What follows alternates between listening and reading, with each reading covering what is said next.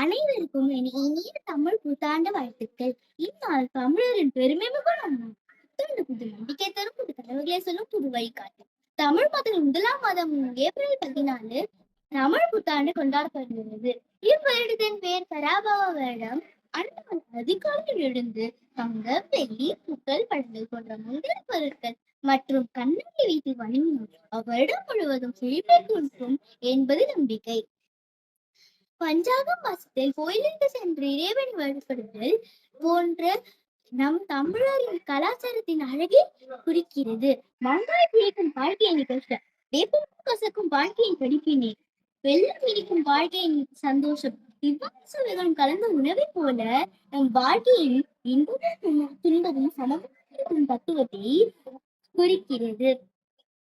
இவ்வருடம் முழுவதும் மகிழ்ச்சி மற்றும் வெற்றியை கொடுக்க வேண்டும் என்ற இறைவனை வேண்டிக் கொள்கிறேன். நன்றி, வணக்கம்.